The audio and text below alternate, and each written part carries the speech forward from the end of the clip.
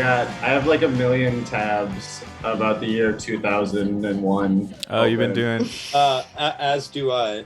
this inspired you to do homework. Oh, we were supposed to do more research besides watching the But movie. besides You sitting, absolutely weren't, Mary Devon. Michael, I assume you just are always doing some sort of research. I will do my best to maintain that illusion. I mean, not about anything like relevant. Yeah. Also, Mary Devon, I was like half expecting you not to even watch the movie, and I think that would have been a good like bit. Yeah. No, they would have killed me. And also, I already watched it in like December when we were talking about this to begin with. To prove that you hated it. Yeah, but also I was really drunk, so I didn't pay attention. But even when I was sober and had my phone in the other room, I still kept zoning out and being like, wait, what's happening? No, It's not a movie you pay attention to. I mean, it's just watched it. Yeah. I watched it over the course of an entire day. Like I was watching it in like 12-minute chunks. Yeah. For the record, the last 20 we're minutes talking are about really the Fast good. and the Furious, the first one. We haven't mentioned that, but yeah. Oh yeah. I mean, we can get to it. We can hang before we get into the heady analysis The meaty stuff. of 2001 Rob Cohen film. I did think he looked up the director.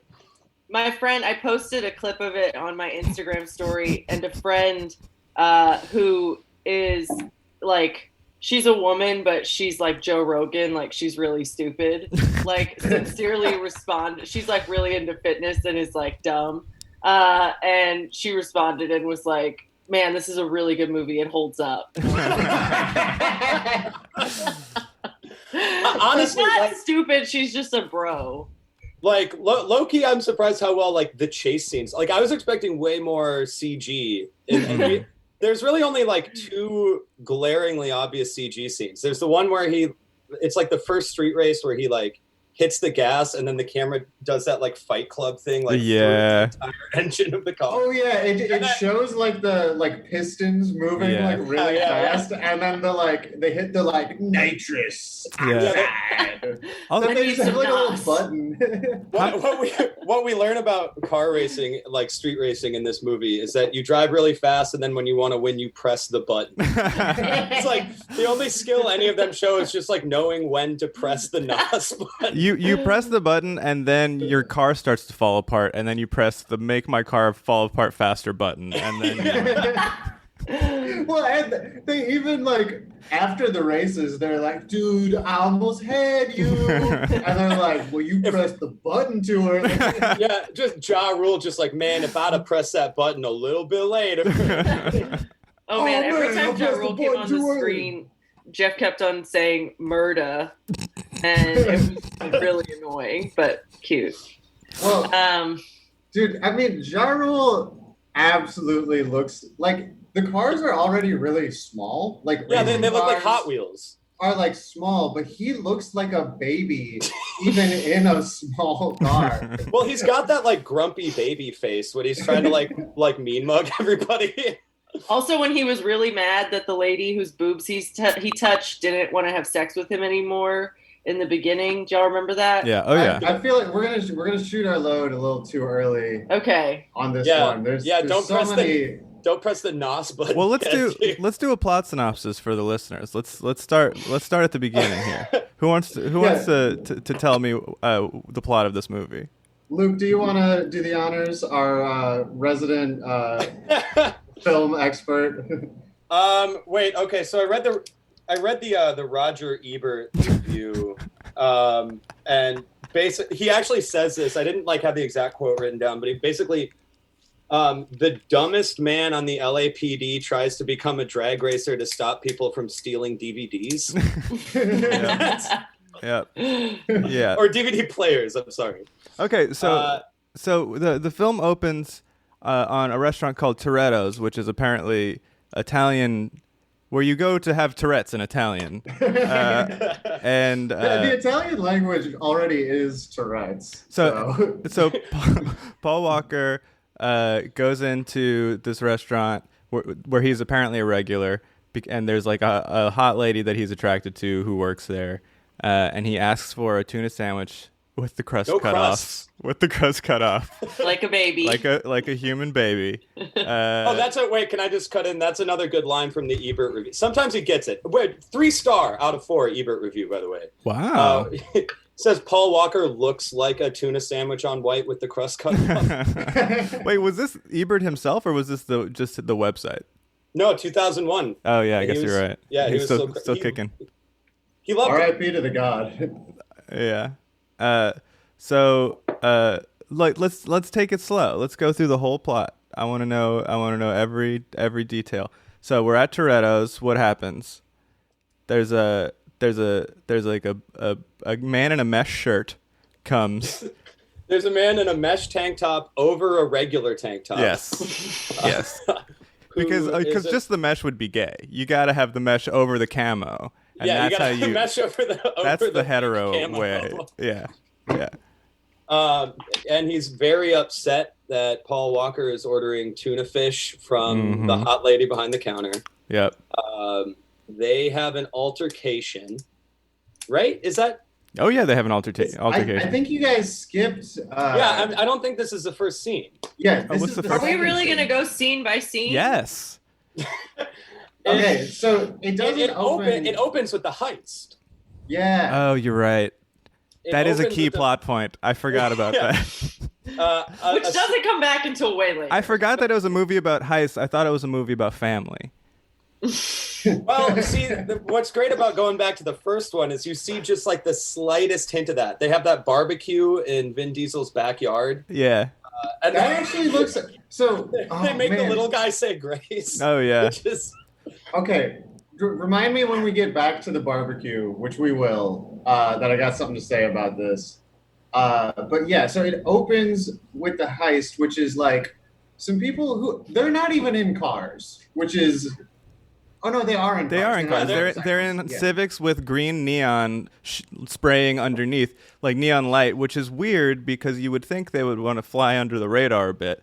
But instead, I thought that would be the point of 3 black Honda Civics. Right, exactly. Well, but they all have neon lights underneath, which is like the John Mulaney joke about the Suggins gang. You know what I'm talking about? Where like old timey robbers would write their name, shoot their name in the wall. And if anybody asks, tell them the Suggins gang did it. So Izzy pointed out that this is easily the least cost-effective way to do a robbery in the history of robberies. Where they have probably $800,000 worth of souped-up vehicle, robbing a moving truck for DVD players. Panasonic DVD players. Yeah, no, looking at that now, it's like every single one of those is in a Goodwill for $15. Like they steal like maybe $400 worth of merchandise. Yeah. And also just like, why doesn't the trucker just slam on the brakes? Yeah, when the car is driving underneath the semi-truck. Yeah. It's there's a few plot holes here, I would say.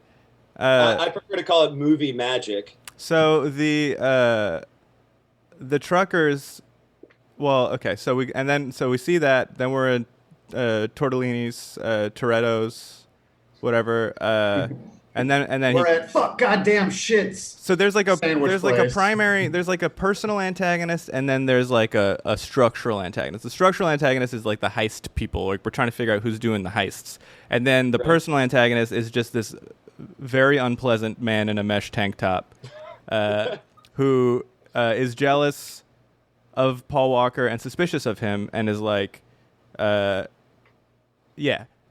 it's like he fulfills the trope I like in like undercover cop movies of the guy you're supposed to hate because he's right. Yes. Like if everyone else in the street racing gang like gave this dude the respect he deserves, there'd be no movie. Right. Yeah. He earned that second tank top. You're right. Yeah. I don't like this guy. He's a fucking cop. His name is Vinny, right? Vince. His name is Vince. Something like that. Vince. Yeah. Oh right, his name is Vince. And and Vince at some point, so we learned that Paul Walker is an undercover cop who's trying to figure out who's doing these heists. But I'm unclear because I forgot that they don't let you know that right away. At what point in the movie do they 10 minutes in. say? It's when it's like 20 minutes in when they fake arrest him and they bring him to the Hollywood house. Yeah. But that's already after the first. No, that's like race, 40 right? minutes in. Yeah, it's way later in the movie than I remembered. Yeah. Oh yeah. It's like twist number 1. Yeah. So they get in a fight because the guy keeps ordering sandwiches at the wrong restaurant. And then he they've done research on him because he's a speed racer at like a local track, right? And that's why there's so Paul Walker is? Paul Walker. No, he works at an auto parts store that like sells shit for like souped up street racing cars. That's his like cover. Well, they show him at a track at some point too. Oh no, he's like outside of Dodger Stadium, like practicing how to be the best at pressing his red button. Yeah, exactly. Okay, and failing miserably and almost flying off a cliff. And then he goes, damn it! But okay, but basically, go ahead. They're mad at him because they're suspicious, and he's like, you know what, guys? I want to be a speed racer just like you and earn your respect. Oh my god, dude! Yes, this is a movie about an undercover cop who sucks at being an undercover cop because he exudes narc. He immediately has sex with someone. From the first race, he's like the narkiest narc of all time. He's like, they're like racing for money. He's like, I don't have any money, but I'll put my car on the line. And then if you win, you get the car. If I win, I get the money and the respect. And they're like, okay, you fucking loser, you giant loser. Because to some people, that's worth more. Right. Yeah, super like, I'm white. That's the mindset of every comedian, though, when they first start. It's like, I don't want money, I just want your respect. Right. And they're all fucking cops. Yeah. Mm-hmm. Yeah. Well, okay, so this is all leading up. We don't have to jump there yet, but like big, gigantic reveal. There's this huge race in the desert that this is all leading to eventually. Which is called what? Race Wars. Race Wars. Yeah. It's called Race Wars. I was telling Susanna that like I could visualize the douchebag who wrote the script pitching the script, and then there's like this moment where he's like, and the name of the race is Race Wars, and then they just give him $10 million immediately. Except for everyone in the movie is so casual about the fact that it's called Race Wars. Like, right. I did the first time they mentioned it, I did a double. Because they're all white. There's no one there to get angry about that. Jury's still out on Vin Diesel. Well, right, but I think in the movie he's Italian. So not white. In the barbecue scene, you're welcome. Like they're very clearly trying to portray him as like Latino. Okay. I guess. Well, yeah, because they like cut directly to like them drinking Coronas a bunch of times. You can have any beer you want, as long as it's a Corona.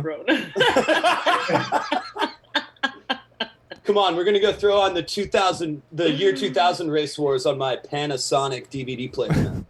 And there's like sort of like just indiscriminate like Latinx music happening, and like Michelle Rodriguez is there, and they're like, okay, well, I guess he's Latino for this scene. Oh yeah, dude, the race politics of this movie are great. There's the kid that the Latino kid who introduces himself, and he's like, my name's Hector. I'd tell you my last name, but I can't pronounce it. Yeah, that guy. So I was positive this was a dude, and I looked him up, and I was right. I wasn't just being racist. That dude plays like every cholo in every movie from like 2000 to 2010. Like, no, dude, it's from like 96 until 2015. Yeah. They had one guy they did that role to. Yeah, I was like, that looks a lot like the dude that tries to kill Ethan Hawke in Training Day. I looked it up, and sure as shit, it's the same guy. Same year. Great year for this guy. No, go. Oh no, you go. No, I was derailing. Oh, okay. Well, I was actually about to look that guy up on IMDb because his list of credits are like, it's like good for him, I guess, for like getting work, but every single role is like prisoner number 2, gangbanger number 1, like angry convict. Man. The only worst one is I looked up. So, in Big Lebowski where he has the dream sequence and he sees Saddam Hussein. Mm-hmm. I looked up that actor and he plays Saddam Hussein in like 30 movies. Are we sure it was not Saddam Hussein? I mean, that's a good afterlife for all those body doubles. Okay, we skipped a lot because we still haven't gotten to like. When they go to, I guess it's Chinatown? Yeah. Also, Luke, I was wrong. No one in the movie is white. There's like one white person in the movie. It's Paul Walker. It's just that there's like only one black guy and he's in the first scene. And it's Ja Rule. And it's Ja Rule. Yeah. And it's, So wait. Before we get to Chinatown, I think we should take a minute to talk about that first race which Paul Walker loses because he loses. He does not win a single race. No, and he doesn't even almost win the first one the way that they make it look. Yeah, dude, I almost had you. I almost had you, bro. Yeah, so he shows up and he tries to like bet his car because he doesn't have any money, and the race is Why doesn't he have any money? Like presumably LAPD like has a. They have the budget to give him a drag racer with like NOS and shit. Well, I think they probably confiscated that car or something. I think that's the implication is like was like but maybe not. I don't know. Okay, so he really wants respect. He says that out loud, which is a great way to get respect. I just want you guys to trust me for unspecific reasons that it will come into play later. It ends up being a 4-way race with people from 4 different races. All 4 races, which are all 4 white, Chinese, Ja Rule, and Vin Diesel.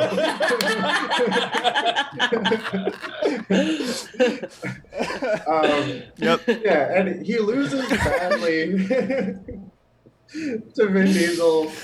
And then immediately after the race, where there's wait, hold up. We need to backtrack. I'd say 10,000 people at this race. Yeah. Also, car parts keep flying off, but no one gets decapitated in the movie. Car parts just go into the sky. That's just what happens when you go fast. Is car parts fall off car the parts car. just go at like 100 miles an hour, and everyone's fine. Yeah. Okay, Luke, what did I miss? Oh, well, because I thought we were going to get back to the lady that lets Ja Rule feel up one of her breasts. Oh yeah, Melanie, who says the N-word, and she's a white woman with red hair, and she says it disparagingly to the only black character in the movie. She sexually assaults Ja Rule. She makes him grab her breasts. Yeah. She makes him grab her breasts and then promises the other one's for you if you win. Yeah, so she says, no. Okay, so what happens is she puts Ja Rule's hand on her boob and she says, this is yours whether or not you win, but if you win, you get her too. And she points to another lady in the crowd who's like blowing kisses or whatever. I thought she was pointing at her other tit. That's incredible. That's incredible. Oh my God! Izzy was like, no, there was another lady, and I was like, I was focused on the 1 tit, 2 tit. Because Ben, you and I were texting about this, and it's like, that is like this movie's for 13-year-old boys, and that's exactly what a 13-year-old thinks like sex is. It's like you get to touch both. 2 boobs. You get to touch 2 boobs. You get to touch 2 boobs. But only if you do a good job at speed racing. I had a 13-year-old boy tell me that since he had touched both of my boobs, we should have sex because it's the same thing. That actually happened to me. Whoa! It did not work. This happened? How recently? When I was in 7th grade. Yes. Yesterday, a 13-year-old boy touched both. He was working on our garden. Man, you gotta specify. Wait, how did he come to touch both? Was it? What? Go on. When I was 13, Frank Barber felt me up in a bathroom at my parents' house when he was coming over to watch a movie. Okay. And then he tried to convince me to have sex with him because he said it was the same thing. Yeah. So I was just confirming that that's what 13-year-old boys think sex is. They were like, we're so close. We've touched 2 boobs. Well, but it's not. Let's see how fast you can drive in a straight line. This Yeah, I'm gonna say it's not a full. my home run infant until son he has wins already a sucked race. on both of my boobs, so might as well fuck him. Okay, so immediately after this race, where there's 10,000 people hanging out watching, all categorically like hanging out in their different racial stereotype pockets, just like doing whatever they're doing. The cops come because, of course, the cops come.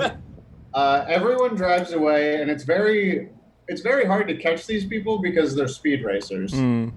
But Vin Diesel almost gets caught, and then Paul Walker rescues him in his car that you just saw break. Yeah.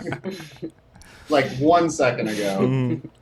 And why do they drive to the Confucius statue after that exactly?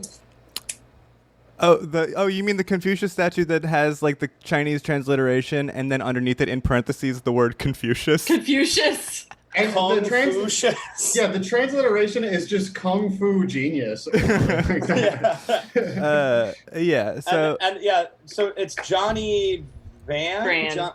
Tran. Johnny Tran. Is he Vietnamese? Vin Diesel's arch rival who hangs out in a racist sculpture garden. Yeah. And I'm not entirely clear why they go there. There's allusions to like a business deal gone bad. No, it's because they were running away from the cops and they were accidentally on their turf, and so they get right. Yeah. So that's why they go there, because they're led there by the Tran gang. Yeah. Wait, but Lance really? Oh my God, Lance Tran. I don't know if his last name is Tran, but do you remember Lance in the leather pants? Oh yeah, the snakeskin pants. The snakeskin pants. Yeah. Lance with snakeskin pants. Every outfit he had was amazing.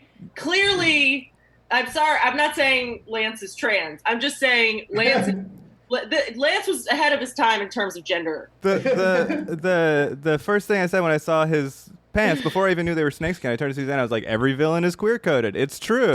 And it's like, so true. Yeah. And then he also, when he gets knocked out, he makes the most feminine face I've ever seen, but that's like way later in the movie. Pay attention to Lance. Lance is a good one. Do you think this is a podcast that people are going to listen to in preparation to watch The Fast and the Furious? Yes. Yeah. I mean, if they know how to have a good time, then absolutely. So also, go ahead. This is going to be an ongoing series where we God damn it. like talk about the decaying empire from the year 2001 to where we are currently.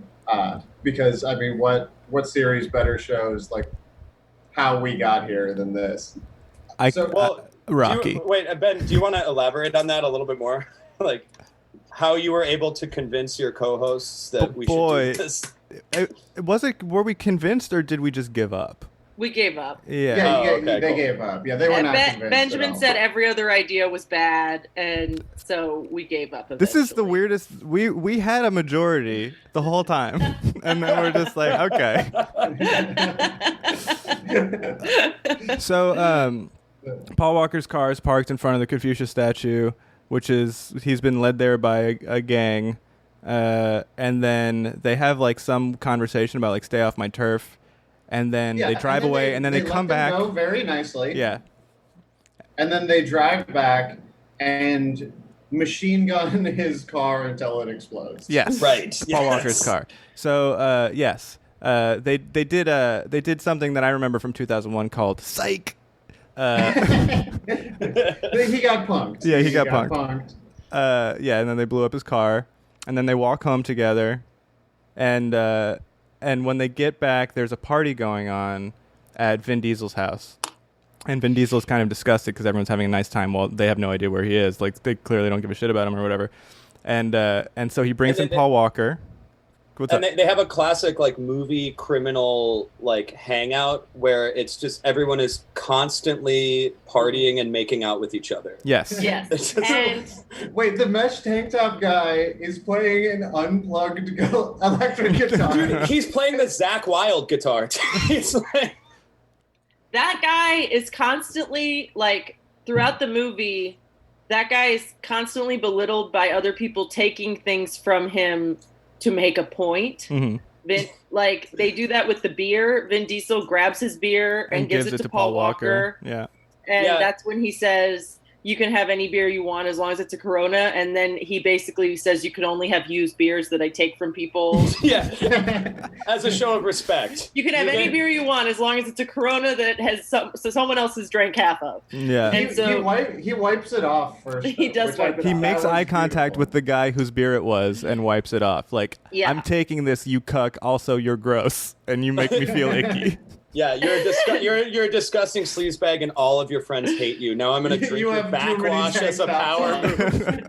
It's very like a Caddyshack. I eat pieces of shit like you for breakfast. It's like, Happy Gilmore. I mean, thank you. You eat pieces of shit for breakfast. Anyway, so it is clear now that Vin Diesel has, like, Paul Walker has won some of Vin Diesel's respect, and is like kind of usurping Vince's role in the gang, and then Paul Walker's like, I kind of thought if I saved you, then you would let me keep my car, and Vin Diesel's like, no, you still owe me a very expensive car, and so like that's a key plot point in the movie is the owing of the car, right? That's like the last scene. Anyway, keep going. So this party happens. There's like almost a fight, but there's not a fight. Vin Diesel goes upstairs to fuck Michelle Rodriguez, who, little tidbit hour over here. I was researching the movies. She did not have a driver's license when they filmed this movie. Wow. And she is also, I believe, a lesbian in real life, which absolutely shows in the level of sexual chemistry between her and Vin Diesel. It's so weird. Also, from like, she and Vin Diesel's sister have a totally different face, but like, I kept thinking Vin Diesel was making out with his sister. Like, they have a totally different face, but like similar body type and hair. And and the pants are like, this is back when like women's pants like very did low not rise. Cover their pussies. Yeah. Like they ended at the thighs. That's where the hip line. They ended right at the pube line, like at the line of where your pubes are. Yeah. Yeah, you definitely had to wax in order to wear jeans. I don't want to talk about low-rise pants. It was the reason we all had an eating disorder in middle school. Yeah, Susanna was like, specifically was like, those were dark times, citing the low-cut jeans. Yeah, they're starting to come back, and that's what'll get me out on the streets. I remember seeing in like high school someone wearing low-rise jeans and seeing their pubes peeking out over their like pants, and like being 15 and thinking like, I should be turned on by this, but this is just really disconcerting. If they come back, I will bomb them all. I swear to God. A vote for Joe Biden is absolutely a vote for like low-rise pants. Yeah. That is the era of America that he's like, we're just gonna get back to normal. We're gonna have clearly gay women trying to fuck Vin Diesel. He does. He would like that because then he can touch skin when he touches people's backs more easily. Oh yeah. The straps, they were made of spaghetti there, and then we got the pants, and you could see the hair. You know what I'm talking about. Yeah. Also, for free dress days, we weren't allowed to wear spaghetti strap shirts at my all-girls school, where all of us changed in the same locker room. So they were thus implying that the teachers would want to fuck us. Because we all got naked in front of each other. Yeah. Anyway. Okay, so all this happens, and Paul Walker's horrible cop instinct. Nope, you're breaking up, bud. Am I cutting up? I think you're back. I'm back. So Paul Walker's horrible cop instincts make his takeaway from this night of just every single person he was around committing crimes to, well, the DVD players must have been stolen by the Chinese guys for absolutely no reason. There's no reason to think that. But then he tells like the FBI that, and then they go raid Johnny Tran's mansion. Wait, am I missing something? You are skipping the scene where he spies on the... Yeah. So first I think... He's back at work at the auto parts store, and then the dudes from the Ernesto's gang come in and buy nitrous tanks. Mm-hmm. And for some reason, that leads him to conclude that Johnny Tran and his gang are stealing the DVD players. Well, so there's like a scene where like everybody's at a bar or whatever, and while everyone's partying, he like sneaks into somebody's garage. I think it's the Tran garage. And like looks... It's Ernesto and his guys are all at the bar that he's surveilling. Oh yeah. And then he doesn't find anything there. Because he thinks it's them at first, right? And then because obviously, you know. And so he goes there. He doesn't find anything. But then while he's snooping on Ernesto's gang, he gets caught by Vin Diesel and Vince.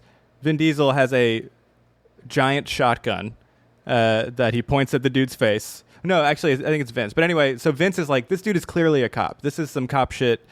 This guy's a cop. And Vin Diesel's like, but I respect him so much. I don't know what to feel. And but then, he lost a race to me. I respect the fuck out of him. And so Vin Diesel's like, you have to choose your words very carefully. You're clearly a cop, but I need you to convince me that you're not a cop for the movie to continue. So Paul Walker's like, bro, like Race Wars is coming up, and I wanted to see what kind of engines they were running because I want to win for you because I owe you a 10-second car. And that was like 6 accents at once. But and Vin Diesel is like, okay, and like that's the end of that scene. And Vince is like, he's a cop. He's like obviously a cop, and we know. You know what? Also, sorry. I wanted to point out that when they were pumping oil and when they were spying on the guy in the Tran garage, and they were torturing that guy by putting oil in his mouth. Mm-hmm. You remember that? Yeah. The oil was brown, and Jeff pointed out that used oil is brown, but regular oil is clear. Oh, that's what I thought it was.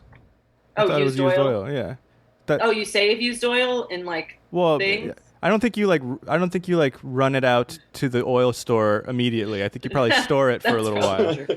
Okay. And so the whole like he's a cop but I love him thing is like I mean that's every like it reminds me of like The Departed.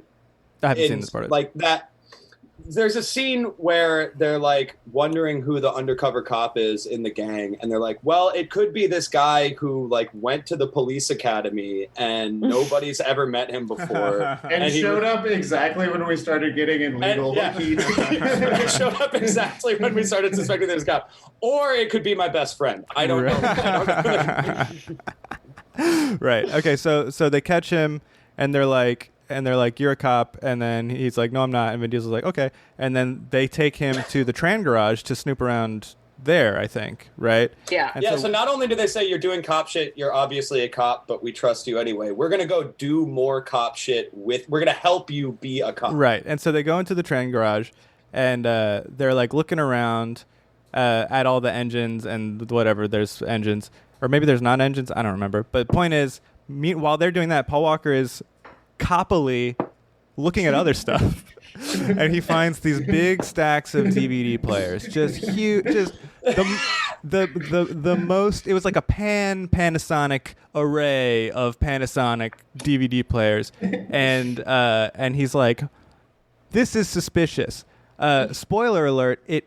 Those were legally purchased, so they just had a warehouse full of DVD players, which is totally a normal thing to have. So I got really stoned and didn't really realize any of this was happening. I think I was just laughing too hard. So this is the most confusing part, because later we do find spoilers. Like we find out that Johnny Tran is behind the heists at the end of the movie, right? No.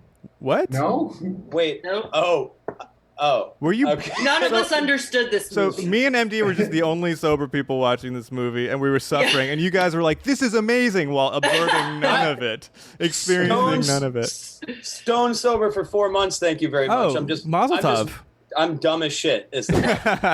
No, I kept zoning out. I kept on having to ask Jeff, who was drinking, what was happening. Because I just, like, my mind, I very easily, even without my phone is in my brain. I can just, like, completely disengage from what's going on in front of my eyes. You can come up with things to resent by yourself. At the box office for several months, like, against Shrek.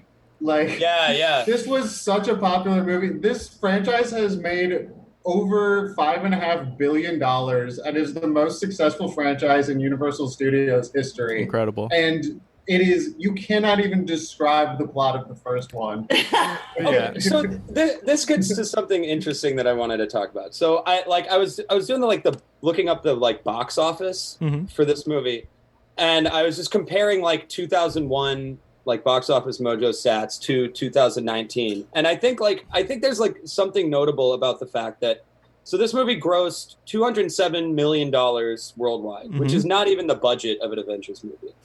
Right. But more importantly, its domestic gross was 144 million, and its international was 62, almost 63 million. That dynamic is like almost completely reversed in like modern blockbusters, where they'll gross however many $1 million domestically and then triple that like worldwide. Yeah, and I think like movies are made for the international market now, and the real loss there is like you don't have a movie like this that's a huge hit that is just incredibly stupid and like so culturally specific to like a certain type of American dumbass that it's just completely incoherent. Yeah. I mean, this movie like ushered in the era of energy drinks. I did not know. I loved NOS energy drinks. And I did not know that it was from this movie. Was that like an actual tie-in to this movie? Absolutely. It was the exact same branding. No. It's the same logo, yeah. That's just not the general name for nitrous oxide that you use for in your car, you know? Yeah. Yeah, but Susanna's Honda Fit. But they didn't make it until right after the Fast and the Furious. Oh, I thought it was more recent than that. The NOS energy. I mean, I drank them in like late high school. Damn. So I don't know. I remember those like being everywhere. But I mean, just even like a guy like Paul Walker becoming an icon to like SoCal idiots. Like, you don't put that guy doesn't get to be the center of a movie like this anymore. He's such a bad actor. He stinks. He sucks. But those baby blues, oh my god, those eyes. He's got piercing blue eyes. Incredible. So it's interesting that the movie is about people stealing DVD players, because like a lot of the success of this movie is it sold so many DVDs. Like the DVDs from Fast and the Furious were super popular because this was like the perfect movie for the dumbest people in the entire world to rewatch in their basement for 6 or 7 years. Yeah, to just and every time they watch it, they get more out of it. The whole movie with the movie's fixation on nitrous oxide, like the whole movie, I kept imagining a version of it where they press the button and the whole car is just flooded with nitrous oxide and they just giggle while they drive. Okay, so I just read on Wikipedia, there's nothing in the NOS Wikipedia page for the energy drink that ties it to Fast and the Furious, but it was released in February of 2005. Okay. So it was released 4 years after the first one, so there's really no direct connection. Got it. But whatever. Well, and when was the second movie? Too Fast, Too Furious? Like 2003, 2000. Cars 2? That's the first one where Ludacris shows up, right? Yeah, because they didn't offer Ja Rule enough money to come back, and Ludacris was like, "I will absolutely be in this movie. It doesn't. I don't care how much you don't have to pay me. I'm doing it for the respect. I'll do the song for free." Yeah. Okay, so where are we in the plot? Of this movie? so I don't fucking know. they find the stacks of DVD players, and Paul Walker's like, "This is definitely it." So so then they raid Johnny Tran's house, his mansion. Well, he's having a very nice family dinner. And they show the cops pointing machine guns at little kids. Yeah, children. Yeah, they do police brutality to Johnny Tran's family. And then, as he's being dragged away, his Johnny Tran's dad slaps him in the face. Yeah. But it's also they do this like, so like there's two levels of like, I know what's going on, but I choose not to believe it. There's like, okay, Paul Walker is obviously a cop, but they just respect him so goddamn much. Yeah. And then Vin Diesel and his gang are obviously doing the crimes, but Paul Walker just respects them so goddamn much. Right. Exactly. This is a movie about how respect makes you bad at your job. Yeah. Oh, Suze. Hi, Suze. There's Suze. Who's that? What up, Suze? Is that Chelsea? Hey, Chelsea. What's up? Okay, have fun. So then, against all available evidence, they take Paul Walker's word for it because he's having sex with their lead suspect's sister. Right. Yeah. And violate Johnny Tran's constitutional rights and those of his family. We forgot how he wins the sister in front of Mesh T-shirt guy. Oh, I want to say that. Yeah, Mary Devin, I feel like you got to take this one. So they're doing dishes together at some family gathering, and Paul Walker's helping her do dishes, and then where I come from, the cook doesn't clean. Yeah, exactly. And so anyway, he's helping her do dishes, and he asks her out, and she's like, "I don't date my brother's friends." And then Vinny comes up, and he's immediately mad at the microwave so he's trying to microwave popcorn, and he can't make it work, so he's just like, "Doo, doo, doo, doo, doo," and he's like banging on the microwave, and then he calls Paul Walker a pussy. Walker's name is... I'm just imagining him putting a Mesh T-shirt over the microwave to try to get it to work.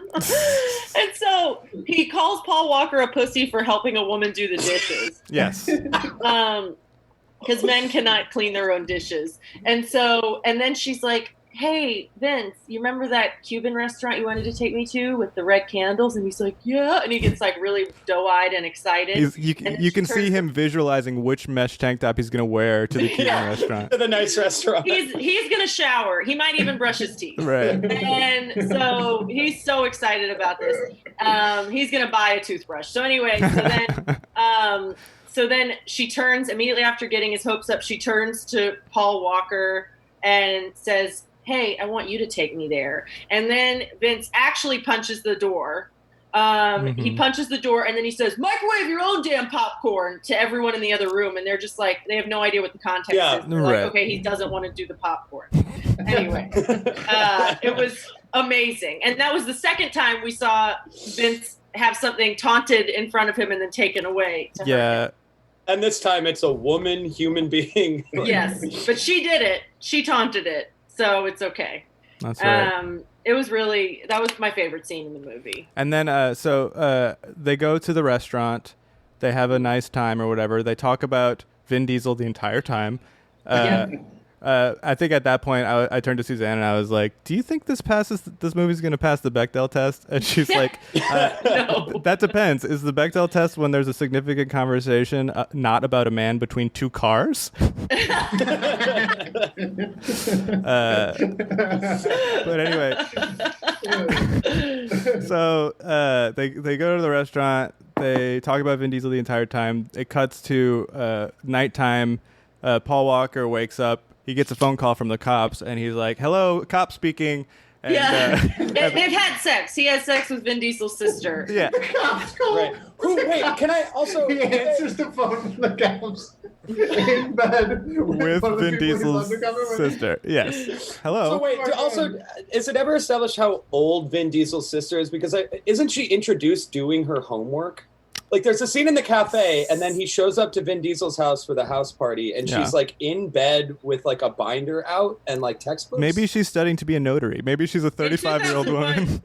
In 2001, the age of consent was hot, has boobies, so it was fine. Right. Yep. Yeah, also, she mentions that Vin Diesel, that her... Michelle Rodriguez's character was her friend, and she had a crush on Vin Diesel. who's her older brother, and he's at least like a few years older than she is. Like he looks much older than she is. And then it's mentioned that they get together when Michelle Rodriguez was 16. So he was ostensibly like in his early 20s, which again was completely normal in 2001. Right. But yeah. Weird now. Yeah, her driver's license just says hot has boobies. I don't know if we're skipping around or if we missed this or if this was, I don't know when this happened in the movie, but at one point Paul Walker is coppily talking to this other guy in the gang who's like the computer guy. Yeah, the nerd. Yeah, yes. And he's like doing very simple, like not AutoCAD, even, like coding. He's just kind of like clicking through the internet about cars. He's downloading pictures of cars, and Paul Walker's like, "Wow, man, you're like you should be at MIT." You should go to MIT. And then the kid is like, "Yeah, man, like I got this attention deficit." Whatever. Yeah, he's like. So the reason I bring this up is because it's like a very like representational, like we're against ableism type of scene that has no place in the movie and no place in 2001. Oh wait, okay, but there is follow up because that scene is to elicit sympathy for the ADD kid, so that later when he loses a race that he's bet his car on and then just drives away. We feel bad for him instead of being like, this fucking jackass. Like, come on. But ADD was such a weird way to elicit sympathy. Like, his dad could have died. So many things could have happened. His dad's in jail. They mention that later in the movie. But do they mention that in that scene? I don't think that comes up until Race Wars. No, Race Wars, like, we find out it's his dad's too much Audi. Attention. Now I don't have any attention. He was arrested for focusing on his tasks. Well, because like at Race Wars, he bets the car, and everyone's like, "No, don't bet your car," and he's like, "No, I know I'm going to win, and then when my dad gets out of jail, we'll drive this car around." Yeah. And then he loses the race. It's like, "Oh, no, I can't pick my dad up from jail anymore. I got to book it." Yeah. Okay, so, yeah, we're at Race Wars now. Okay. Does anyone want to set the... Wait, Mary Devin, talk about the rape scene at Race Wars. No, someone else. I don't even know. I missed it. The what scene? Oh, the rave scene. I think you said the rape scene. I was like, there's a rape scene?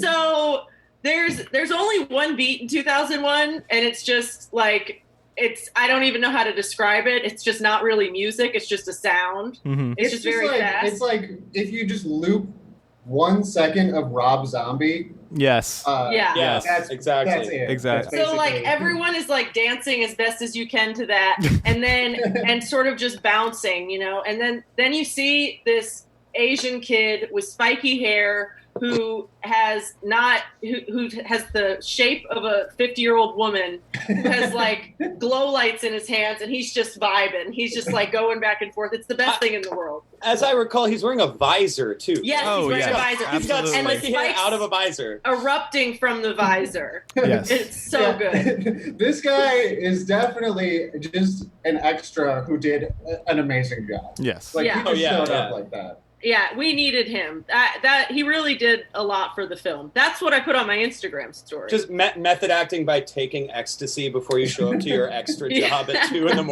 Yeah.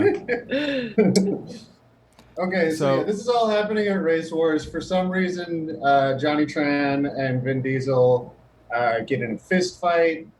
Why did that happen again? I think it was because the kid drove away in the Audi. No, Johnny Tran. Okay, so Johnny Tran comes up and he's like, someone snitched on me, and he accuses Vin Diesel of doing that. Wait, we also never talked about how Vin Diesel, the whole movie, the cop that was Buffalo Bill in Silence of the Lambs, Ted Levine. The man. Ted Levine is in this movie.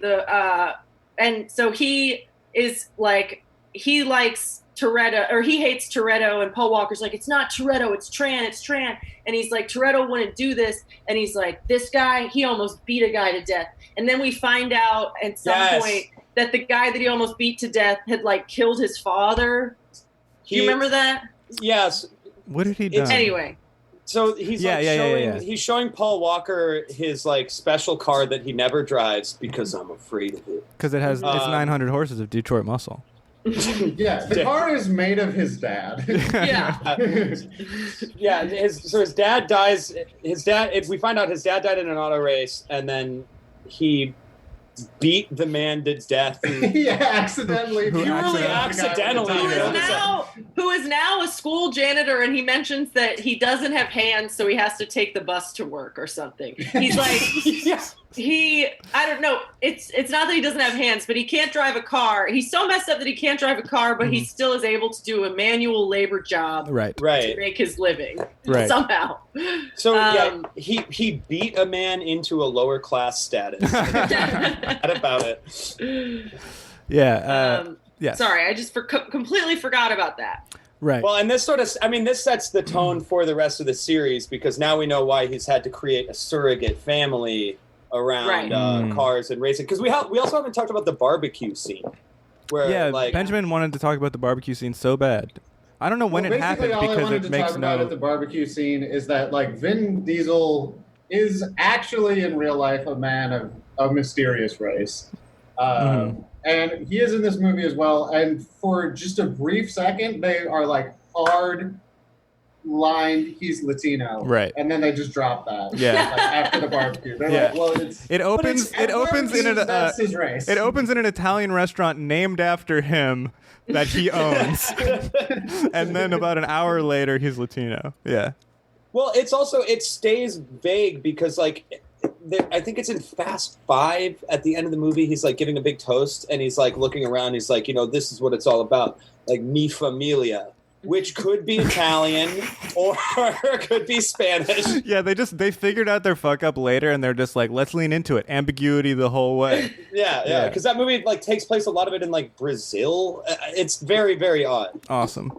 Okay, but so I don't know when that scene is, but that scene is basically like where Paul Walker breaks bread with Vince the like one time, right? And like their relationship is the nature of their relationship is important for the end of the movie. Oh shit! Before Race Wars too, there's a very cute scene where Every time we say that.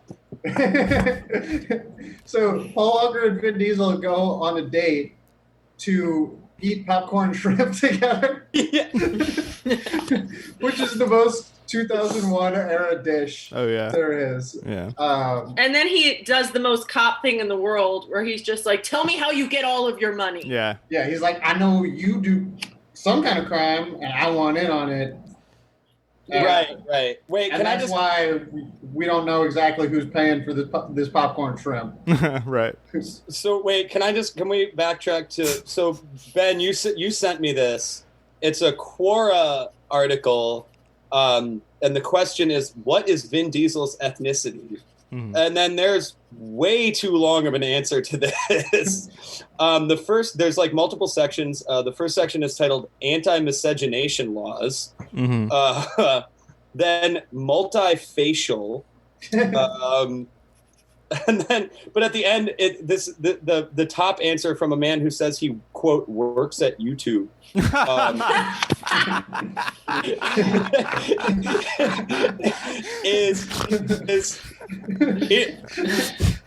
In conclusion, he's probably ethnic, whether that be Puerto Rican or African or who knows. I thought his dad was biracial. Well, he doesn't know. He doesn't know his biological father. Oh. So it straight up is like entirely ambiguous. Because I know we tried to get to the bottom of this, and like the answer is we'll never know. Right. Got it. He's also in interviews been like, I'm something. So anyway, so they're having popcorn shrimp, and Paul Walker's like, "Hey, what do you do that's illegal?" And and Vin Diesel, I know you and your friends all think I'm a cop, and I've done nothing to prove that I'm not a cop. But I think you should tell me about the crimes I know you're doing. Right. And so Vin Diesel is like, all right, and then he takes a piece of paper out of his pocket and slides it across the table, and it just says, like, I don't know, in cartoon letters, Race Wars. And he's like, win your race, and then we'll talk about it later, right? And then Race Wars happens. The ADD kid loses his race and drives away hilariously. A man sexually harasses Michelle Rodriguez, and she kicks his ass. And says, "I want some ass." Oh, that's right. Yeah. And she beats him. What are I think Vin Diesel. He sexually harasses her. She bets $2,000. Mm-hmm. So in like 1 minute, he gets owned by a woman and then loses $2,000. Right. Anyway. Also, I'm not entirely clear. Like, what's the like structure of race wars? Because we don't know. It's like a sort of a tournament, or they just people just show up to. It's just Burning Man with cars. Yeah, like, that's what it feels like. Yeah, it's a big rave, and then like anytime someone like insults you, a referee shows up, and you have a race for money. Right. Yeah. It's like one-on-one drag races for a quarter mile. I think it's like kind of like a Great Salt Flats kind of situation, and then but yeah. To answer your question, I do not know. But it's a huge deal. The whole movie's leading up to it, and then there's just a couple races, and that's the end of it. Yeah, they really don't do a whole lot with race wars because they find out, Paul Walker finally figures out that these guys are the bad guys and are about to go rob some more DVD players. Oh, yeah. With that's a where full Batman tool belt of grappling hooks. So that's where I was checked out. So like Vin Diesel gets in the fight with Johnny Tran because Johnny Tran accuses him of being a narc, and then he runs away to go do another robbery. Mm-hmm. But what's is it to pay off the kid, the ADD kid? Like, the ADD kid, there's a connection between the ADD kid running away, Johnny Tran beating Vin Diesel's ass, and then they go rob another truck. Well, Johnny Tran's like, go get my car, and Vin Diesel's like, no. And then, but I think once they're doing the heist, they're talking about it, and they're like, everyone involved except Vin Diesel is like, this feels like a bad idea. And Vin Diesel's like, no, it's a good idea. This is the mother lode. We've been like tracking this for months. Like once we do this, we get to go on a right. It's like the one last job cliche of heist movies, right? Like this is the one last job. Then I go into retirement. What could go wrong, kind of thing. Right. I was never quite sure how they get from race wars to one last job. It's just time to do it. It just happens. Okay. Yeah. Yeah. They just speed. They leave race wars fairly unexplained to go rob DVD players. Well, I guess that's what got me. Is like he runs away from race wars like in a huff, and then it cuts to them doing a risky heist that nobody wants to do. No, they leave race wars and then they go. Wait. When does Jesse get shot by the trans? This is after. I gotta pee. I'll be right back. Keep talking. I think it's after. Yeah. So, no, it's after they do the heist that nobody wants to do, and then while doing it, Vince gets shot by the trucker. Because that's another reason. That's another motivating like element in the plot is like they get word that if the heists keep happening, the truckers are going to turn into like vigilante. They're going to take justice into their own hands. Right. And so they do the bad heist, and the trucker takes justice into his own hands and shoots Vince with a shotgun while he's hanging off of his car. Right. And then so Paul Walker blows his cover to save Vince's life. Right. So they go off and do the job. Paul Walker's like, I think they're about to go do the job, and I think they'll probably die. And so he goes to what's her face? Mia, is that her name? Yeah. They go to Vin Diesel's sister. He goes to Vin Diesel's sister and is like, hey, I love you, but I'm a cop, but I love you. And she's like, you bastard. And he's like, but I love you. Baby. I also need something from you. And it has nothing to do with the fact that I just said I love you, that I need you to tell me where they're going. Because hey, baby, I literally lied my way into having sex with you. And also I'm trying to put your brother in jail. Will you help me? And she goes, no, just kidding, yes. And then and then that's how he finds out. And so they. To be fair, isn't it because he wants to like save the ostensibly? Yeah, he thinks a really bad cop. Yeah. Yeah, he's the worst cop. Yeah, speaking of which, and he doesn't. Paul Walker's character this whole time he's a horrible cop who doesn't care about his job. Mm-hmm. He doesn't particularly like racing. Like, he's not particularly good at it. Member too. He's not even a good dirty cop. He gets nothing out of this. At no point is he enjoying himself in this movie, except when he almost wins a race, and when he gets to fuck Vin Diesel's sister. He doesn't seem to enjoy that, and then immediately talks to Ted Levine on the phone afterwards. They don't show us that, which was, I don't know. That's what you wanted to see. Yeah. So where are we in the heist? Okay, so right, so he's just told Mia that he's a cop. Mia is like, okay, I'll help you, and then while they're looking for the heist, he calls like. He's like, hello, FBI phone people? And they're like, yes. He's like, this is a cop. You need to trace a number. And so they like trace the number and they like locate the heist or whatever. And then he goes to the heist, which has gone terribly wrong. Vince has his arm like wrapped up in one of those like Lady Cleopatra bracelets of grappling hook rope. And his like arm is being cut off as he's like hanging from the truck.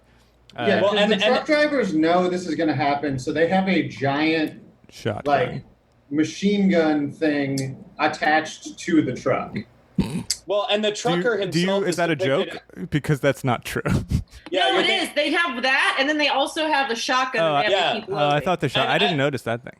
And the truck driver is you never see his face. It's just as though like a man's like lap with a shotgun in it is driving a semi truck. Like, they have an extremely high tech gun to shoot people who are on the hood of the car specifically, but then the shotgun is like very hard to use while driving. Right. Yeah, he's like there's like a shot where he's reloading the shotgun with one hand. Like it's a double barrel shotgun and a pair of Wranglers, just like almost murder.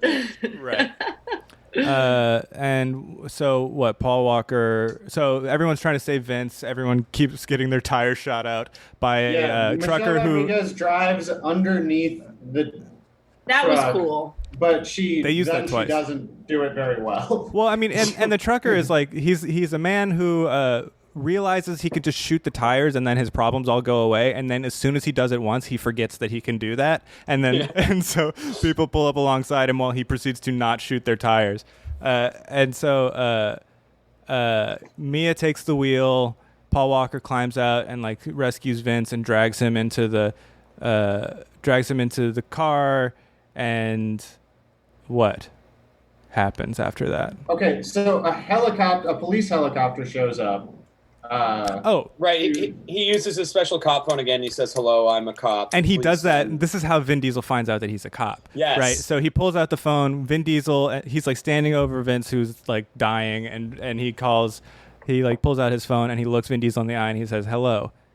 This is a policeman named Brian O'Connor. Like, every time he picks up the phone, he's like, it's me, a cop. Yeah. And he's like, they just had to give him an Irish name too. He's like, I'm a cop, an Irish cop. Have you seen The Wire? I'm one of those. Yeah. All right. So I credit where it's due. Paul Walker is not an actor. No. But in this scene, I gotta say, like, he kind of nails it in that one scene, because it's like Vin Diesel is clearly about to murder him. Yes. As soon as he's like looking him in the eye on the phone saying like, I am a police officer. I want all of my friends to go to jail.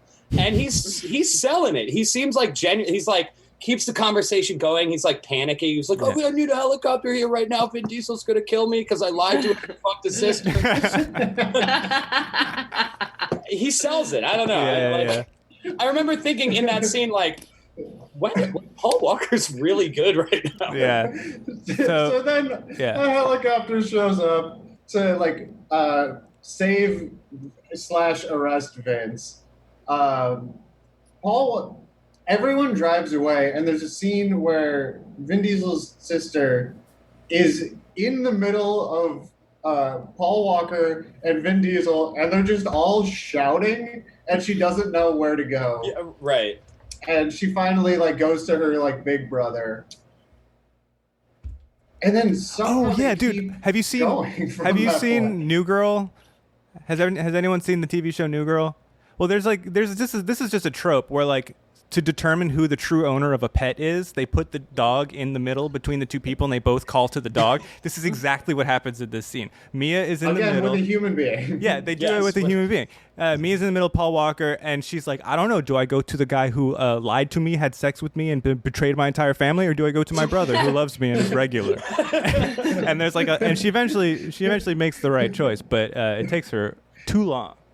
What even is Paul Walker's pitch in that moment? Because you don't hear what he's saying. Like, what is he possibly saying to my her? Frosted tips. Yeah, he goes, come hither, Frosted hot. Tips. But babe, the tuna! Remember the tuna! So those baby blues, man. His eyes are so fucking pretty. Yeah. Is he hot? I can't... He's hot. He's definitely hot. This whole movie is so run through the, like, 2001 filter that even, like, someone like Michelle Rodriguez, who I know to be objectively hot, I'm like, is she? Like, it's 2001. Yeah, he looks like shit because honestly, Vin Diesel looks the best out of anyone in the movie. And he's the best actor in the movie. Yes, for sure. Vin Diesel's a very good actor. I agree. And he's probably the hottest in the movie because he doesn't dress like shit. He just wears a classic tank top, which is a good style choice. White t-shirt and jeans. But like, I think that Paul Walker is such a pretty boy. Mm-hmm. Yeah, he just has a cute face. He's dead, right? Yes. Oh my, yes. If we keep watching the series, that becomes a very important plot point. Oh boy. Side note. So he died while they were making, I think, this 5th or 6th one of these. And so they recut the end of the movie to be a tribute to Paul Walker. Oh shit! And it's like Vin Diesel doing like a big toast. That's where he says "Mi familia." And then there's like a sort of a fantasy sequence where they're like on the coast somewhere, like on the highway, and they roll up together, and then they drive away, and then the highway splits, and they drive into different directions. Damn. And I looked. Dude. I don't know why I was looking at it, but I looked that clip on YouTube. And the comments there's like some serious humanity. Like people really love Paul Walker. Yeah. And like there's a lot of like very touching like obituaries to and tributes to Paul. Any specific ones that stick out?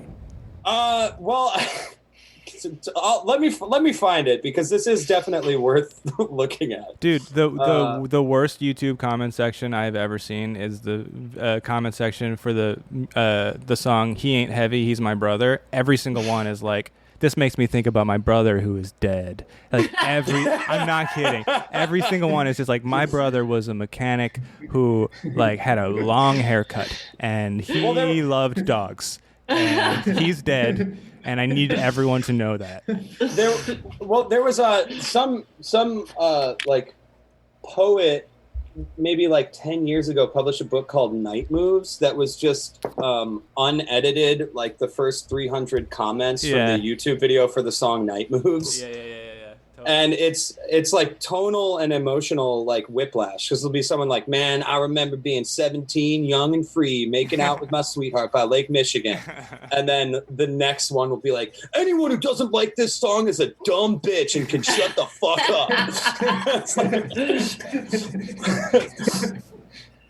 up. Okay, yeah, so the top comment, the pinned comment is someone said on another video here, Paul is not dead. He's just a lap ahead of us. Oh my god. Oh my god. God. That's fucked up, dude. This should have been the end of the Furious series. Yes. Paul is not dead. He just finished the race before we did. I'm sure his parents loved his life being contextualized. Right. The one race he wins in the entire series. Okay. Well, let's move on. This is depressing. This is really sad. All right. So Vince gets shot, and Vin Diesel just goes home, I guess. Yeah. Yeah. Something like that. And then Paul Walker somehow ends up there. This is the scene where the ADD kid gets shot. Yeah. Right. By the trans. So, well, first, Paul Walker shows up and Vin Diesel confronts him with a shotgun. He now that he's for sure he's a police officer, he threatens the to murder California him. Hello. Yes. Right. And then he's like, I got to go out and look for my ADD son. He's in a lot of trouble. And then the ADD guy just pulls up in front of his house. Right. As the trans are coming. Oh, God. And then everyone just looks exhausted by Jesse's presence. Everyone is just like, what are you? Why? Yeah, he's like, I don't know, man. I just panicked. The movie kind of gives you a wink, like knowing that you completely forgot this happened. Like he shows up like, remember? Yeah. For some reason, this is in the movie? Yeah. And he's like, oh, man, whoops. Like, sorry about that. Right. And then the Johnny Tran and his fellas show up on motorcycles and shoot him. Yeah, just kill him. Just murder him. Yeah. And so Paul Walker's like, this is the time that I get to be a cop. And being a cop means shooting people without arresting them first. Right. And so he just chases them and just murders. He just kills. Yeah, he's but then he screams, call 911 about someone that he killed. Yeah, he's very ambivalent about killing these people. You know, that's what they call weird tunnel where it looked like there was portraits of like, it must have been someone else, but my brain and Izzy's brain processed it as portraits of George W. Bush and Margaret Thatcher. Awesome. Maybe. I don't know who it actually was, but it was a very weird, ominous little scene. These are the people perpetrating the real heists. So then, I gotta be honest, that's probably the most believable like cop behavior from Paul Walker is just like shooting somebody to death and then going like, somebody get help to establish like plausible deniability that he wasn't just murdering. Right. Yeah. The definition of a good cop is he kills someone and then calls a coroner to calls put a makeup whoopsie on the guy. doopsie. Yeah, right. So he chases people down, kills them, then what? Then he ends up in a car next to Vin Diesel, and they drag race at a light, and they both like narrowly jump right in front of a moving train. Right. Yeah, Vin Diesel's driving the car that his dad he built with Vin his dad. Diesel crashes the corpse of his father into another car. They walk out, they're totally fine, and the movie ends with Paul Walker just deciding to let him go. Paul Walker gives him the keys to his own car and says, I owe you a 10-second car. And then Vin Diesel's like, are you sure about this? And Paul Walker's like, I'm very stupid. And then Vin Diesel drives away. And that's the end of the movie. I mean, it's at what point were we going to mention that it's just Point Break with cars? I've never seen Point Break. That was the pitch for the movie. That's how the movie goes. That the last scene is the Point Break ending. Yeah. What's Point Break about? Well, it's Fast and the Furious, but with surfing. But also actually good. Okay. It is. It's Fast actually and very Furious is a horrible movie. Yeah, it's a really, really bad movie. Like Point Break is like a pleasant surprise because like it's a fun movie to have an opinion about. Well, like before you see it, where it's like I bet this movie's awesome, haha, and then you see it and it's like it's Catherine Bigelow directed it, so it's like actually a very well made movie. This is a piece of shit. I wish there was a series that was like Fast and the Furious in terms of quality and number of movies, but it was like more rom-com girly stuff. Because then I feel like it would be fair for me to make y'all watch that after we watch this. Minions. No, that's not girly. That's for children. Despicable. Dude, I would do like another series on top of this too. Dude, we have to. Okay, let me. Sex in the City movies. I hate those movies. Let me get my love pen. the Fast and the Furious movie. I don't know what you think. The one where they go to the Middle East is is insane. Okay, those movies are. I actually like the show Sex and the City, and I like the first movie, but the second two movies are too bad. I can't watch. It's the most racist thing I have. It's extremely racist. Okay. Don't they? Yeah, they like run away on camels, right? Yeah. They it's disguise themselves in burqas and then run away from the authorities on camels. And Samantha gets arrested for like doing the most she like has sex in public and gets arrested, and they make it seem like it's the Middle East's fault. Yeah, right. So okay, let me give my pitch for the Rocky series. This will be my final pitch. First movie, entirely about racial tension, right? Rocky versus Apollo Creed, right? Second movie, more of that. Third movie, they figure out that they've been racist the entire time and they try to redeem themselves. Fourth movie, Cold War. Fifth movie, they figured out that they were robot. Robot. Fifth movie, Fifth movie, they give up on redeeming the race thing, and they just get even more racist. Where Rocky's rival is a black man named Mason Dixon. What? Yes, and then, I've never seen Rocky V. I just know about the robot. And then the Creed movies. I mean, that has more. I mean, there is. This movie is more influenced. Like Fast and the Furious is more influenced by The Matrix than 9/11. IMO. Wait, was this pre 9/11? No, it's February. This is pre 9/11. This is summer 2001. Okay. So this is the beginning of the end. Okay, basically. well, I mean, this is all right. the absolute terminal point of This is like the end of 90. history. Yeah. Yeah. Okay. This is released like shortly after like the Bush crime family stole an election and was All right, buddy. and was about to fly a plane into all of our futures.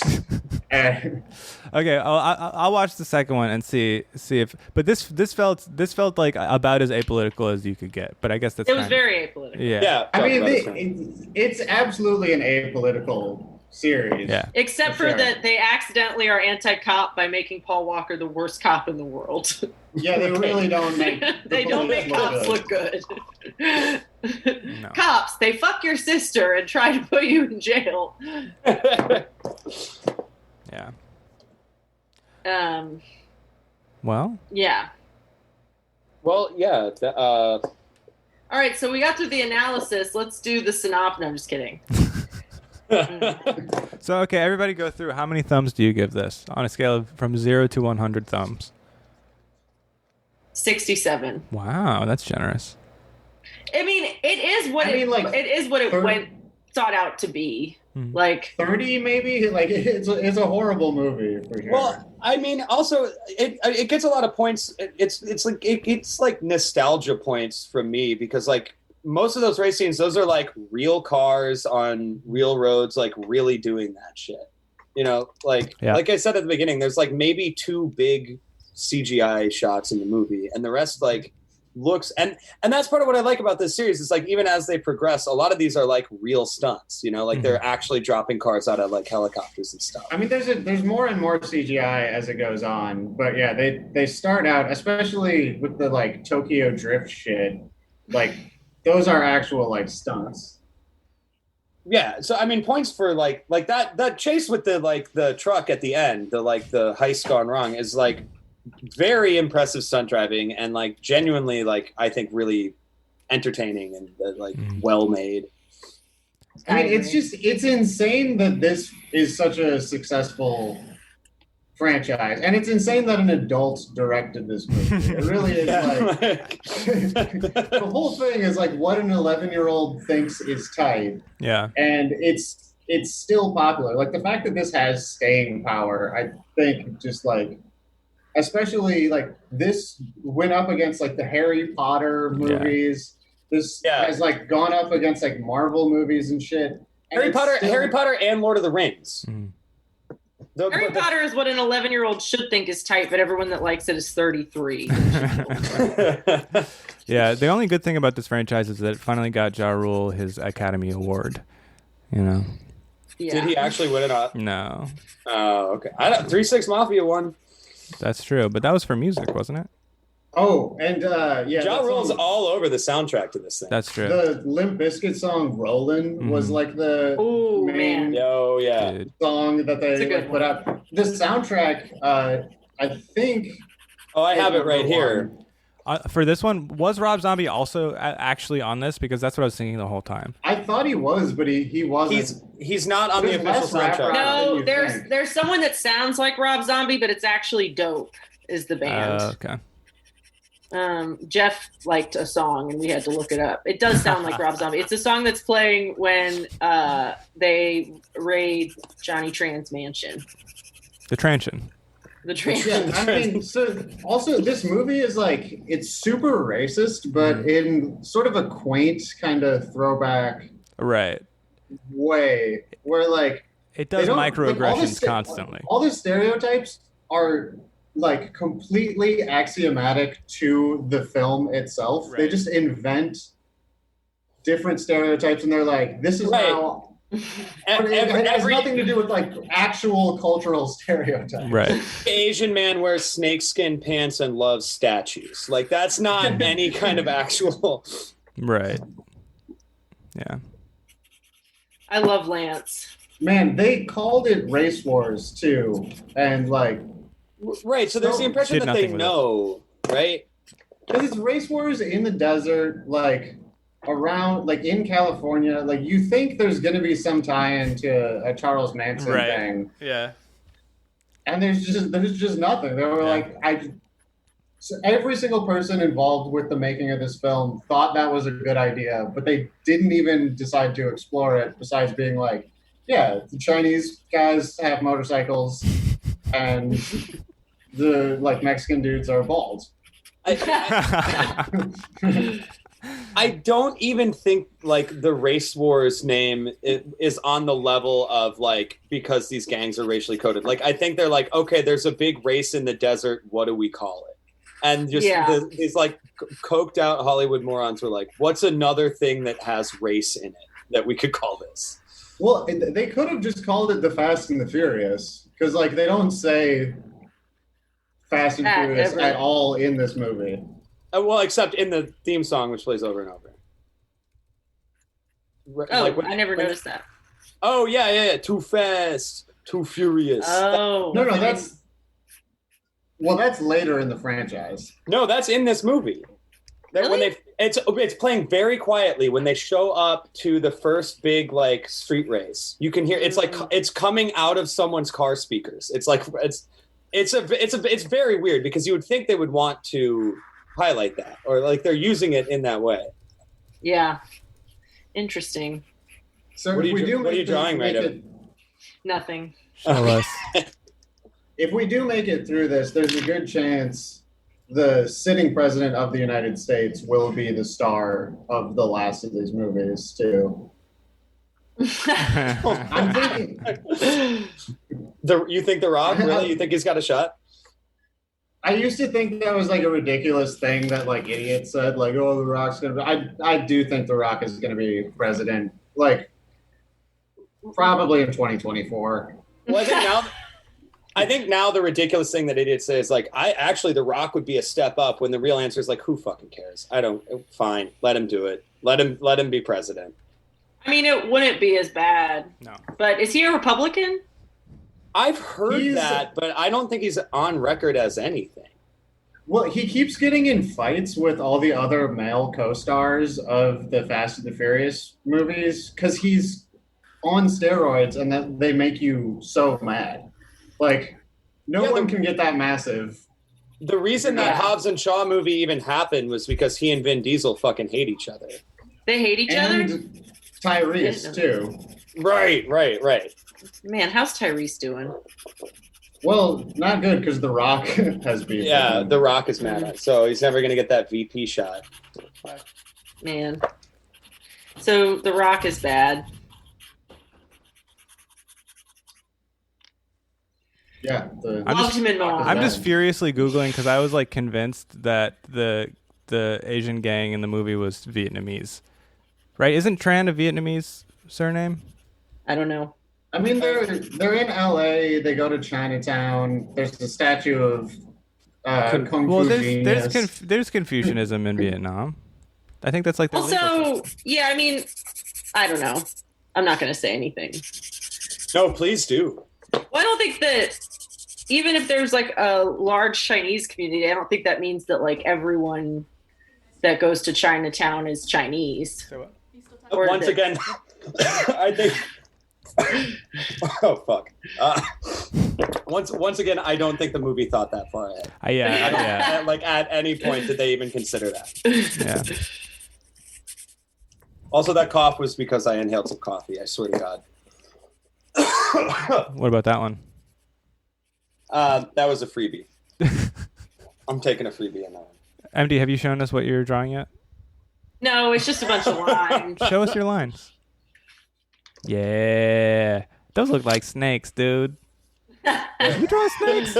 You should make some pants out of those. Yeah. The fumes are probably bad for me, but Sharpies are non-toxic, so just someone needs to make another marker that smells good. I bet if I sucked on enough Sharpies, I would die. I don't believe that. One time in chemistry, did y'all ever put Sharpie on saltines to make elements? I clearly did not. Yes, elements. Wait. I mean, the elements of the periodic table. Mm-hmm. Oh, you use them as little cute squares, and then you write. But the teacher was like, Sharpies are non-toxic. You can eat these after you put Sharpie on them, and no one else would eat them. So I ate all the saltines that had Sharpie on them, and I was fine. What kind of was this? High school? What kind of a high school teacher is telling the Miss the teenage, almost adult students like go ahead and eat crayons, kids? Miss Gingold. She also told us to have kids when we were 24, so we'd be able to enjoy our 40s. And don't be afraid to pound a couple Sharpies while you're pregnant. They say non-toxic. But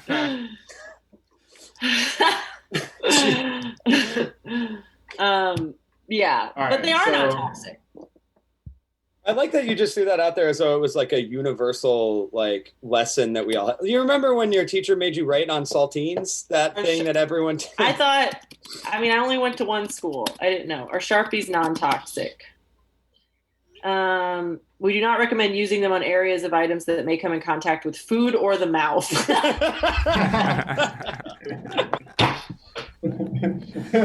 Nice. So I just ate a whole Sharpie. Was ill-advised. This is super off topic, but are we in the off topic section yet? Because I had this thing that I was going to do up top when we were like catching up that I wanted to show you guys. And we kind of started talking about elections. So I like, not to do like a Twitter joke in real life, but I found a guy like as hard as anyone has ever found a guy since people have been finding guys. Right. Who is it? So backstory. So I'm back in Minnesota for good now, and I'm living with my mom, and she watches like the local news, like local TV. And there's a congressional primary coming up on Tuesday. And so let me find this video. So this guy is running for Congress as like a Trump like Republican. So let's see if I can. Is this the same race as like Ilhan Omar's race? No, he's a Republican, so it wouldn't be, because it's just the Democratic primary that's coming up with Ilhan. Okay. The election is until November. So tell me, can you guys hear this? Yes, and I can't wait. For a colonoscopy? No, the election. It's time for a change in Washington. It's time to defeat career politicians. You're just the guy to do it, Doc. Vote Noel Collins. He's pro-life, pro-gun, pro-ag, and pro-Trump. Washington is full of out-of-touch career politicians, lobbyists, and attorneys. And Michelle Fischbach, she's all three rolled into one. Vote for me in the Republican primary. I'm Noel Collins. I approve this message, and it's time to give Washington a colonoscopy. Let's clean them out. Did he say he's pro-egg? Pro-ag, agriculture. Oh, I thought he. So I guess he's like, among other things, pro-egg. He's absolutely pro-egg. So I looked this guy up. He's a 5-star rated internist from some town in Minnesota. Yeah. Like, I wish I was a registered. Fuck. I just think it's the combination of like that accent and the cutesy, like, oh no, can he even say that? Right. With the fact that the man is like basically admitting to being a full Nazi. It's just like, and these ads play every 20 minutes. We're not even in his district. Nice. Damn. Yeah, people don't realize how like fucked Minnesota is, besides what they think of with like Minneapolis and like it being like a liberal haven. Like, everyone else in Minnesota is completely deranged. Everyone in the town from all the Garrison Keillor shit is absolutely like full on QAnon Nazis right now. Like Lake Wobegon is Lake QAnon. Oh, I like that. Thanks.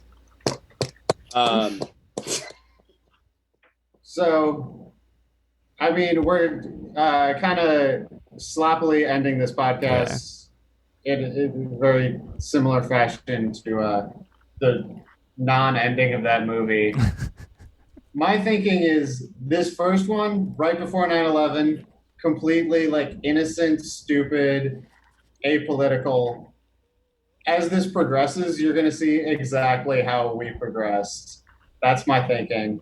Yeah. I haven't seen these movies. I just know that Ludacris starts showing up. Nice. And then Jason Statham starts showing up. And then eventually it just larger and larger men start playing everyone. And you get to The Rock and just like the absolute like death rattles of Empire will show.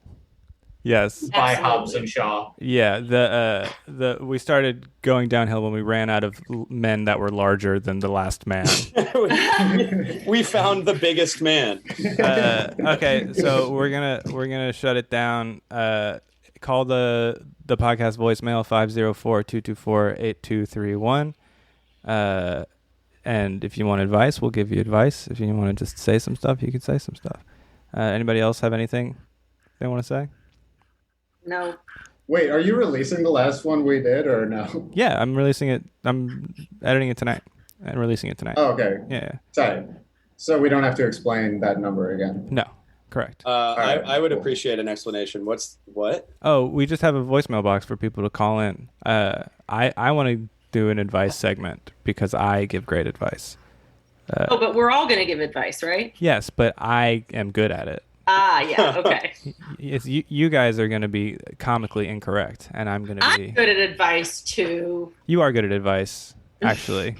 I know that. Ben thinks he's really good at advice. No, I don't. You tell everyone to do shrooms about it, no matter what it is. Yeah, and you're so proud of yourself every time you do. Yeah. Yeah. And honestly, it seems like good advice, yeah. I do think that if more people did shrooms, the world would be better. I don't care what anyone says. Most people who are like just afraid of doing them because they don't want to trip, but like otherwise have good politics, that's fine. Mm. But I think that like people that think that they're evil and like are wrong about everything would benefit from doing hallucinogenic drugs. That's why you do the Timothy Leary thing. Yeah. Just slip them a Mickey. No, I don't want to dose anyone. That's like brain rape. Interesting. Yeah, I've been dosed before. Also, you have to do it with intention. You have to do it with intention for it to actually like. So you think that somebody with like Nazi politics is going to go into a mushroom trip like, I want to open my heart. Maybe if they were, maybe a lot of people with those heart. I'm not saying that like everyone with Nazi politics is secretly a good person. I'm not like doing the economic anxiety thing, but I think some of them like have just been like. I think that. Some of them are just deeply in a lot of pain and would benefit from it, but only if they are like clinging to hate because they are in a lot of pain themselves, not if they're just an evil person. Gotcha. Yeah, I don't know, man, though, because you get out of a psychedelic experience what you bring into it. Like, right. So you would have to go into acid as a Nazi, you're going to come out as probably like an even bigger Nazi. Well, it depends on who you're hanging out with. Because if you hang out with a bunch of other Nazis, you'll probably have an even worse time and just get more Nazi-ish. But I was thinking like, but people, if you just hang out with some chill blokes. TERFs, people who like, I know a lot of people who in private are like TERFs, like they like secretly feel like trans women are like trying to threaten their identity as women.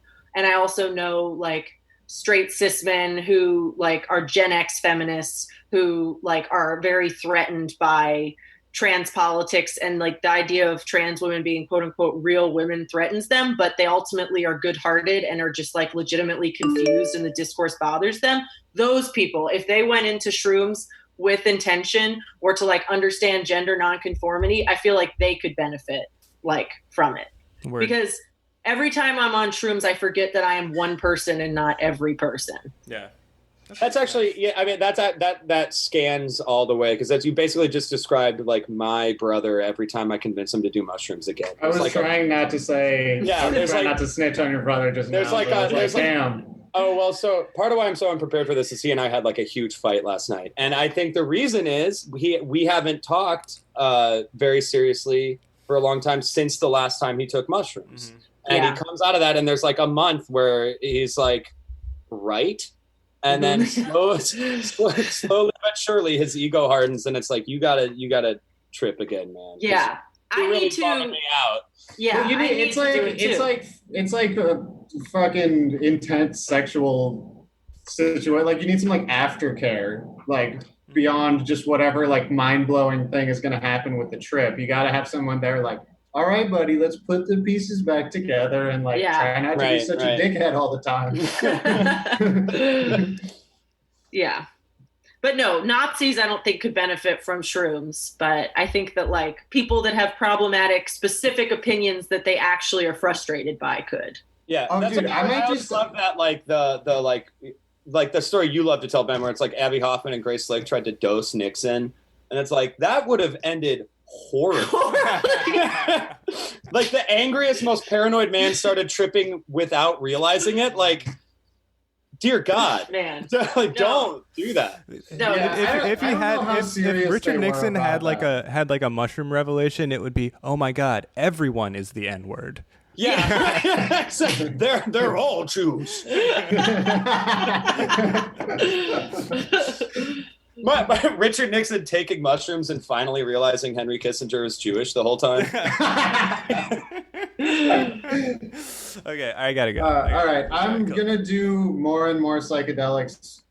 I watched the first one stoned. Mm-hmm.